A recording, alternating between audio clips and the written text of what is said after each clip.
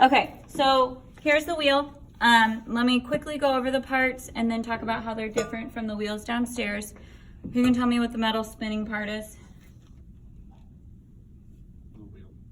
Wheel head. Yep, so this is the part that actually spins. We've got 2 pins on here so that the bat stays on. Yellow parts are our splash guard. So downstairs they're metal. Mine actually come up above the wheel head a little bit, so I think it catches a little bit more than downstairs, which is nice. You'll notice there is no metal bucket like the wheels downstairs. So everything gets caught in the splash guard rather than running into the bucket. If you have scraps that come off, you do a trim cut. Normally you would put it in the bucket. For my wheels, you can either just sit it to the side or put it in your water bucket. And then at the end, when you're cleaning, you just make sure that all your chunks of clay go in a slip barrel or get re-wedged, okay?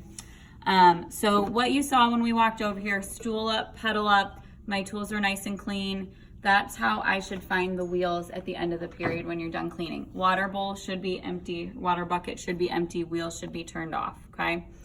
I went ahead and put water in my bucket. Does it matter what temperature? No, it does not matter what temperature.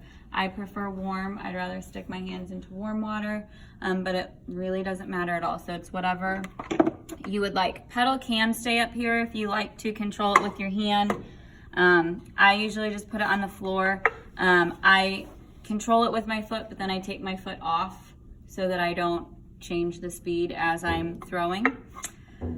Let's see, same tools, same 4 tools should be at each wheel. We've got a ribbon tool, we've got a needle tool, we've got a little sponge, and then we've got a rib. Yep, rib, kidney, you can call it whichever one, okay? So those 4 tools should always be at your wheels. I do have some supplemental tools on the wheel walls. You're welcome to use them, but they should find themselves back there. There will be a container of rulers as well if you need to measure as you go, but those are on the back counter right now. Okay, so when I am getting clay for a wheel thrown project, what are some things that I need to keep in mind as I'm getting clay ready to go? What should my clay look like? What should it feel like? What do I need to keep in mind? I want it to look like a gumdrop. So shape-wise, we want a gumdrop of clay, okay? And along with that, you want to make sure that there's no indent in the bottom. If there's an indent in the bottom and then you go to throw it onto your bat and that forms like a little air pocket, it's going to make it difficult, and when it dries off, it could cause cracking in the bottom. So I always kind of push the edges so that it's almost a little bit rounded at the bottom as well. But we want a gumdrop shape, okay? So shape, what about, what else do we want to keep in mind? How should it feel? Soft. Really nice and soft. Hard clay is hard to throw on the wheel, so we want it to be nice and soft, nice and plastic if we're using ceramics terms. We want it to be really, really well wedged. We do not want air pockets in our clay. If there are air pockets in your clay, it's going to cause it to have holes in it. It's going to cause it to not be able to be centered. It's going to be difficult. So wedge your clay better than you've ever wedged a piece of clay in your life, okay? And then the easiest amount to throw, so like right now I'm not throwing anything specific. I'm just throwing to show you guys. But if you're making a regular sized bowl, a mug, your sized handful is going to be the easiest amount to throw with. And I'm not talking like you can hide it in your hand. We're talking like a good your sized handful, okay? That is the easiest amount to throw with. So I'm going to go ahead and put the bat on the pins and check so this doesn't wobble, so I know it's good, it's not warped. If you find a bat that's a little bit warped, it's probably still fine. I have found recently a lot of the bats are warped, so we kind of just have to make do. We want to make sure that we have a nice dry bat, otherwise your clay is going to hydroplane. And then, is there a correct side to my bat? Textured side up, okay? The texture kind of helps your clay stick. I think most of my bats have a sticker on the bottom. Okay, so sticker is the bottom. some of the bats, the texture has worn off quite a bit. If you look in the very center though, there's usually a little bit of texture which will help stick, okay? So I've got my clay ready to go. I've got my bat on there. I've got a dry spot. I'm gonna throw it on there and we wanna make sure that it's stuck. Get it as close to the center as you can. And then we're gonna go ahead and turn on our wheels. So my wheels, they can actually go forward or reverse. The wheels downstairs, they can only go forward, so they only go clockwise. Nope, counterclockwise. They only go counterclockwise. And that is typically for righties. So the side that's going away from you where you're working, that's where your dominant hand should be. So if the right side's going away from you, you should be working on the right side. Typically that's a righty. These wheels can actually reverse. So the switch that's closest to the wall, if it is all the way towards the wall, it's going in forward, which is righty, which is spinning counterclockwise. And that's the way that the wheels downstairs spin. So if you learned that way, if you feel good that way, keep doing it that way. There's a middle setting. The middle setting does nothing. It literally doesn't know where to go. So this is where kids will be like, my wheel's broken, it doesn't work. I always tell them to check that switch first, okay? Because if it's in the middle, it just doesn't know which way to go, so it doesn't go. And then if you pull it one more all the way towards you, that's where it's gonna go clockwise. And so it's spinning away from you on the left side. So typically that's for a lefty, okay?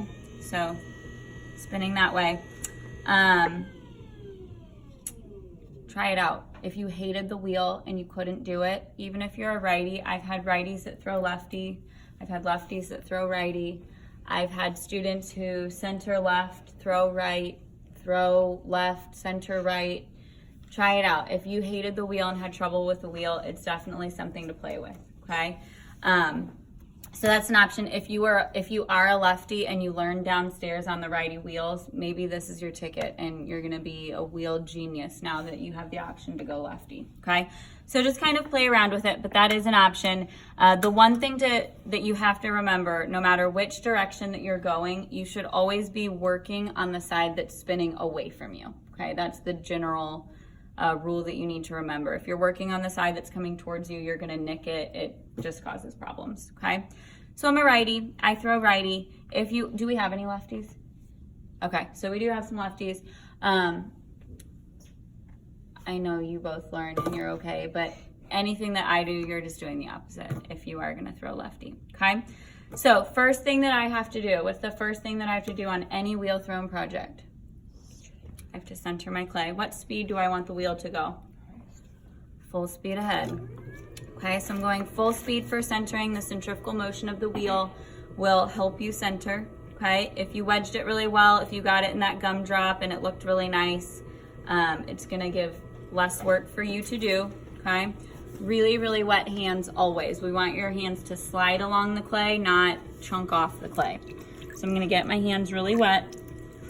I always kind of take my pinkies and seal it to the bat and just give it like a gentle push just to make sure it's on there and it's not gonna fly, okay? And then first step to centering is coning up, yep. So we're gonna lock in. The best way to throw is with steady hands, steady arms, okay? It sounds silly, but flex your biceps. If you all flex your biceps, it makes your hands and your arms really rigid, and so you're more likely to stay steady and not have spaghetti arms, okay? So lock your elbows into your hips, flex your biceps, and pretend like you're a little robot, okay? You can't move your biceps, top part of your arms, okay? So you're a robot, okay? Our top part of our arms are connected to our body. I'm gonna rest my forearm on the splash guard and kind of on my legs, okay? I want the side of my hand to be touching the bat. I'm going to squeeze in. You want to keep your hands straight up and down. Anytime your hands start to do that, what's also happening? My elbows are going out. And when your elbows go out, that's when you get spaghetti arms and you can't keep control of everything. So I'm locked in, hands straight up and down, touching the bat so that the clay can't sneak out. And I'm going to squeeze at the bottom and let the clay pop up. Okay. And then once it pops, I'm just kind of following it up. The center point of your clay should always be the highest point. If the center point is not the highest point, you're gonna start getting what I call the valley of death, because it just keeps dropping and dropping and dropping. And if it's not centered, as the center point starts dropping, you've just got to start over. So always make sure that the center point is the tallest point. Okay, so what goes up must come down. So now we're going to cone down. I'm going to take the heel of my right hand, and I'm not putting it directly on the top. I'm kind of putting it on the edge right here. And I'm gonna push down. The other general rule that I have when centering, keep mitten hands, okay? As your hands or your fingers separate, there's more opportunity to catch it. So while you're centering, keep mitten hands, okay? So right heel of my hand on the top, fold my mitten hand over, left mitten hand on the side. I'm gonna squeeze in and push down at the same time. Again, anchor in. This is the part where it's kind of forcing the clay into the center. So if your hands are wobbling, your clay is wobbling. Okay, so I'm anchoring in, I'm flexing my biceps, I'm pushing down and in, and I kind of go to the side and get that gumdrop shape back, okay? Again, this is the part we want the center point, the highest point, and this is usually where it starts to go down. So that's why I was pushing on the side, not flat on the top. If I were pushing flat on the top, that's when you're gonna start getting the valley of death. Okay, I say that you should always cone up and down at least twice. Coning up and down is essentially extra wedging. It helps align the clay particles so that your wheel project's less likely to crack. And it just kind of makes things a little bit stronger. So same thing again, locking in, staying nice and steady. I squeezed, let it pop, and then just followed it up. And then I'm gonna come down. Make sure that your left hand stays straight up and down as you cone down. This is the part where kids tend to kind of start angling out. We don't want that to happen because we wanna keep the gumdrop. We don't want a mountain. And as you angle out, your clay is gonna start sneaking out, and then you're gonna start losing clay. So as you cone down, make sure that you keep that left hand nice and straight up and down, okay?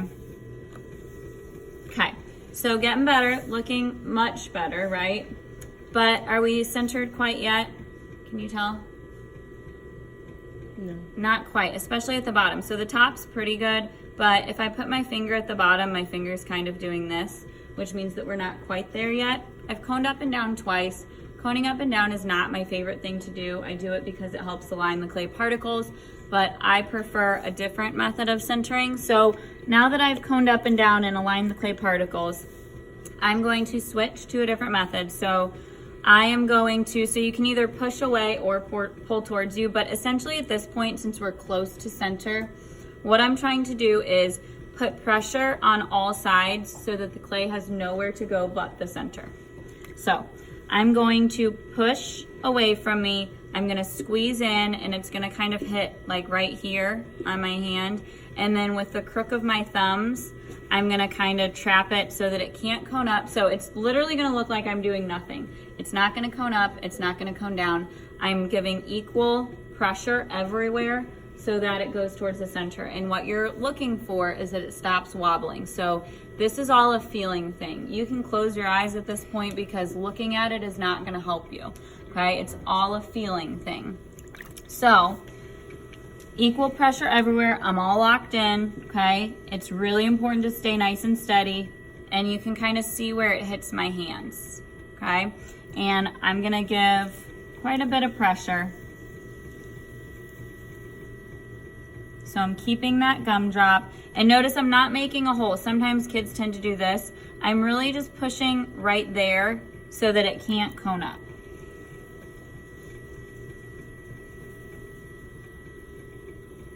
Okay, looks like I'm not doing anything. Yet, look what we've got now. It's centered, right? So I was equal pressure everywhere, and I was feeling for it to stop wobbling. Now the big thing here, once you feel it stop wobbling, it's really important that you just kind of very carefully release pressure. If you're holding it and you're like, oh, it's centered, and then you take your hands off like that, we're not centered now because I bumped it as I let go. So make sure once you feel it center and it stops wobbling in your hands, just really gently release your pressure, okay? All right, so now we're ready to actually start a project. I'm just gonna make maybe a bowl, maybe a cylinder, just, you know, general, whatever. So I'm gonna follow the steps that you would for any vessel in ceramics, okay? What is my first step now that I'm centered? What do I need? I need a hole, yep. So in wheel throwing, you either have a supporting hand and a working hand, or you have two hands working together, okay? Those are the only two options. If you have two hands working together, they should be touching. If you have two hands working and they are not touching, they're separate from each other, you're gonna throw it off center, okay? So either a supporting hand that's literally just hanging out and a working hand, and your working hand, remember, should be on the side that's going away from you, or two hands working together and they're touching. So to make the hole, I'm gonna have two hands working together and they're going to touch. This is the way that I make a hole. I'm not sure how Mr. Copeland throws. I've never actually watched him throw anything. If you watch videos, everybody throws a little bit different. So there are lots of correct ways. So you kind of have to figure out what works for you. There are some wrong ways as well. But if you follow the general rule of either having a supporting and a working, which should be your dominant, or on the side that's going away from you, or two hands working together that are touching, you should be good, okay? So here's how I make a hole. I'm gonna support on both sides. My fingers aren't actually doing anything. They're just supporting so that my thumbs are staying nice and steady.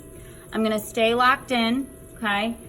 Even though I'm centered now, you can do things all along the way that cause it to go off center. So we always wanna stay locked in. I know it sounds silly, flex those biceps. That'll help keep your arms nice and locked in and steady. And just remember to keep being a robot, okay? Your arms are connected to your body. So I'm anchoring in, I'm supporting. My thumbs should be touching. So pretend like your thumbs are Siamese twins and they cannot separate. They're glued at the nails. And as I push down, they're gonna further glue together. If your thumbs start to separate, you're gonna get that funny thing coming up in the middle, and we don't want that. Our only job right now is to make a hole, okay? So I'm gonna hover my thumbs over center, make sure they're right in the center. I'm gluing them together, and I'm gonna start pushing down. And the reason that I'm all locked in is so that my thumbs stay in the center. If I were to just do this, I'm not connected to anything, and I'm gonna get spaghetti arms and my hole is gonna go off center, okay? So we wanna make a big enough hole that it's obviously a hole, but we don't wanna go too deep, because if our base gets too thin, what's happening? Crack. It's gonna crack. If I go way too deep, we just have to start over, okay? So I've made a deep enough hole that it's obviously there. Okay, so I'm gonna show you this. Okay, so we've made a ditch. It's an obvious valley, but it's not too deep, okay? So from here, what do I have to do next? I've made my hole, then what do I need to do? Needle tool, check how deep it is. Can I do that yet? There's one more step before that. What do I need to do next? Nico, you've had all the answers. What's the answer? Widen it. There you go. I don't know, I never pay attention, but I know all the answers.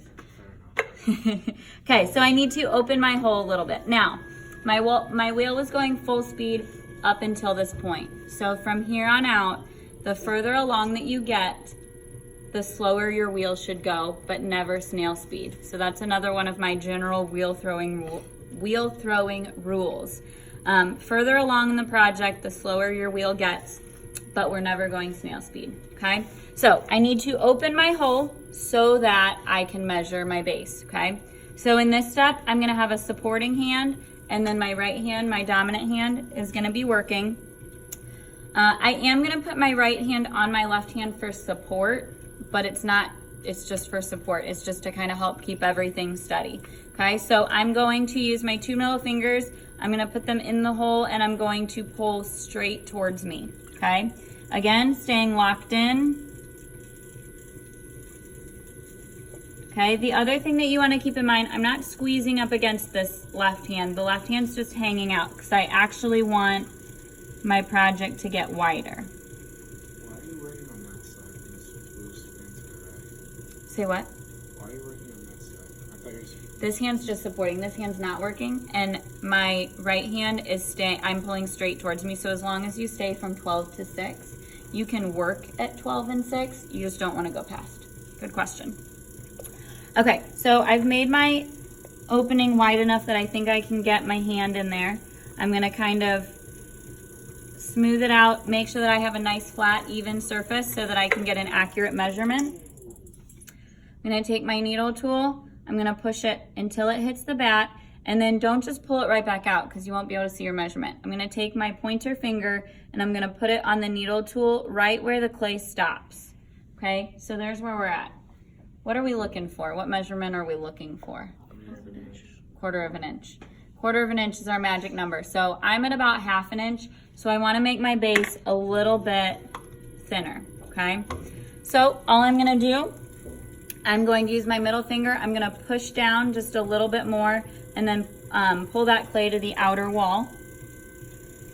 Push down, pull it out to incorporate it into that outer wall. Okay, again, take my sponge, make sure I have a nice flat, even surface to measure, and I'm gonna do that again. Another general wheel throwing rule, how are we doing now? That looks good. If it's a little bit thicker than 1/4 inch, you should be okay. We just don't wanna go a lot thicker. A little bit thinner is okay, but the more difference that you have in thickness overall, so if your walls are a different thickness in your base, that's when you're gonna potentially have cracking because they're gonna dry at different rates, okay? So another general ceramics wheel throwing rule, if your wheel is stopped, do not touch your project, okay? Obviously I touched it a little bit to actually measure, but don't sit here and move it around because then when it starts spinning again, it's probably gonna be off center. So if your wheel is not spinning, don't touch your clay, okay? All right, so I have opened it up, I've measured my base. Now I'm ready to pull up my walls, okay? Depending on what you're making, if you're making something that's gonna be very wide, you wanna keep opening it until you get your base measurement where you want it to be. So if I wanted this project to be wider, at this point, I'm gonna keep opening it until I get my base. I'm not worried about the top part, I'm just worried about the base. So you wanna open it until you get the base width where you want it to be for whatever you're making, okay? I'm also gonna make sure that my base is nice and flat and even. And I also wanna make sure that where my walls meet my base are more of a right angle. If you've got a valley, you're gonna have a ton of built up clay down here and it's gonna be hard to incorporate as you pull up your walls. So the last thing that you should do before you actually pull up your walls, kind of push in where the walls meet the base and make sure that if you have a valley, you kind of push so that you have more of a right angle. Does that make sense? Okay. Okay, so now we're ready to pull up our walls. So this is a job where I'm gonna have 2 hands working together. I'm gonna slow down a little bit more. 2 hands working together on the side that's going away from me, okay? I'm going to make like a little dog shadow puppet with my left, and I'm going to claw over the right side. I'm gonna connect my hand in so my thumb kind of lays along the palm of my right hand, and I'm gonna use my fingers on either side, and I'm gonna squeeze and move up and in. So right now we're not worried about the overall shape. Even if you're making a wide bowl, we still pull up into a cylinder first, okay? So I'm gonna claw over, my elbows are tucked in, and I'm gonna squeeze, and I'm gonna go up and in.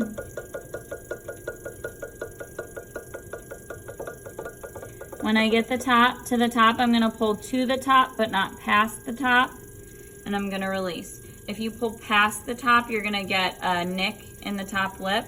So I wanna make sure that I pull to the top, but just don't go past, okay? We wanna make sure that we stay in one line all the way up as you're pulling. If you spin with the wheel, you're gonna get the weird spiral of death and it's gonna fall. So we don't wanna do that. We wanna stay nice and steady, hands connected. You do not need to get to the right thickness all in one pull, okay? In fact, if you try to, you're probably gonna pull unevenly and probably pinch off your walls. So I'm gonna pull again. Starting at the bottom, I'm gonna lock in. This time I can't quite do my hands like I did the first time because it's getting taller. As long as your hands are touching and your elbows are tucked in, you should be okay, all right?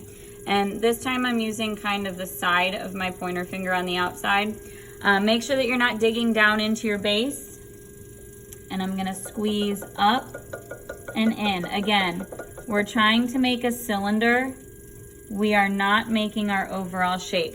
If you pull and you're angling out, it's gonna keep getting wider and wider and flop. So we're not worried about shape yet. So pretty good from about here up.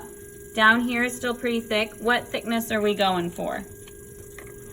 About 1/4 of an inch, yep.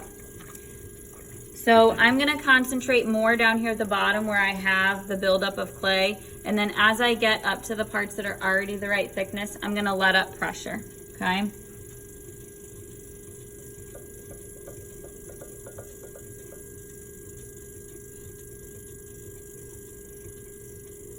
All right, and I think it's pretty good now.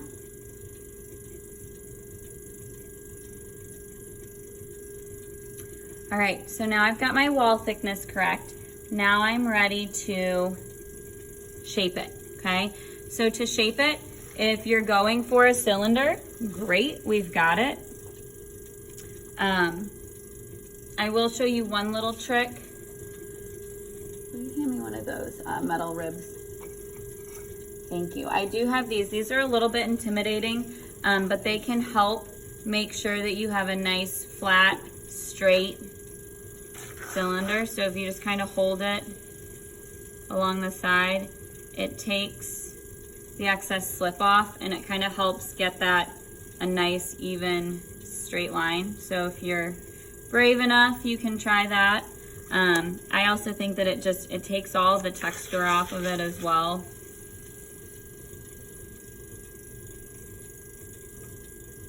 Okay, so I think that looks nice. So if you're going for a cylinder, great. If you do want to do some shaping, pretty much the same hand position as pulling your walls, but we're not actually squeezing anymore. We're applying pressure. So if I want to make it wider, I'm starting at the bottom and I'm essentially going to push on that inside hand in the shape that I want my project to be. Don't do it all at once or it'll go off center and collapse. So I'm gonna do it a little bit at a time. So if I'm going for a bowl, this hand's just hanging out. It's not actually pushing at all. It's just supporting. And I'm pushing on that inside hand as I move up the wall. Okay? And I'm gonna go a little bit at a time. Okay, so again, pushing on that inside hand a little bit at a time. You want to make sure that you go slowly. If you try to go too quick, it'll either go off center or it'll stretch the clay too quickly and you'll start getting these like rips in your clay. So just be careful there. Okay, and maybe it got too wide. Oops, I didn't mean to get that wide. If you need to go back in, make a V and give it a big old hug. Again, slowly. This way, so we're trying to make the clay go back together rather than stretch it. We're trying to shrink it. So if you go too quickly, it's gonna ripple in on itself. So again, we wanna do it very slowly so that it doesn't ripple in. Okay, and then you can just shape it however you want. And what's the last step of a wheel thrown project? We need to cut the foot, yep. Oh, and I also want to show you, not that I need one, I also want to quickly review a trim cut. Okay, so let's say my top lip's a little bit wobbly. I always say if it looks okay when it's not spinning, it's never gonna be spinning again. So if you're happy with it when it's not spinning, leave it. If you do feel like you need a trim cut, either it is a little bit uneven or there's something wonky happening at the top or it's just too tall. We're gonna take our needle tool.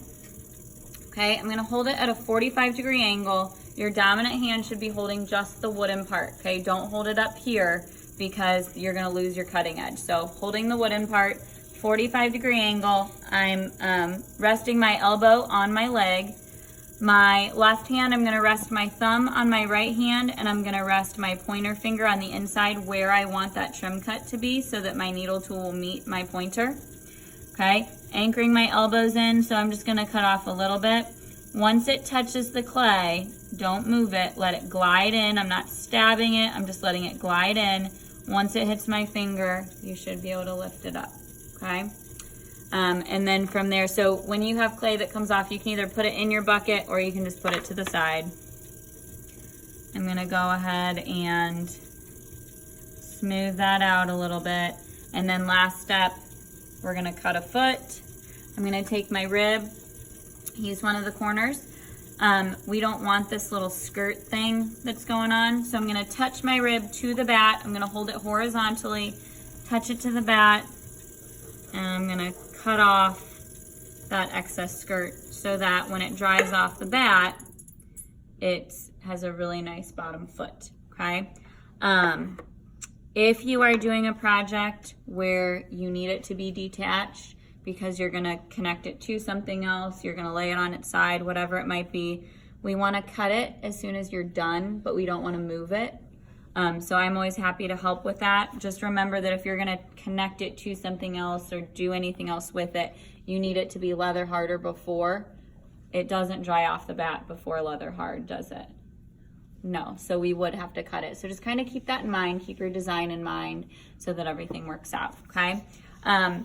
Really quickly, as far as cleaning these wheels go, the splash guards actually come off. So I always try to clean up what I can while I'm sitting here, clean the wheel head, and just kind of get everything down into the splash guards. And then if you look, I'm gonna turn off my wheel, I'm done. There are little tabs on either side. So I'm gonna take my thumbs, I'm gonna push down and away, and that should pop that back piece off. And then for the front piece, you just have to wiggle it. Sometimes if you put your foot in the front, okay? So these actually come off. So I'm gonna take these. If there are any chunks of clay in here, put them with your chunks of clay. I should never see giant chunks of clay in my sink baskets. That's a waste, and it's more opportunities for the sink to get clogged.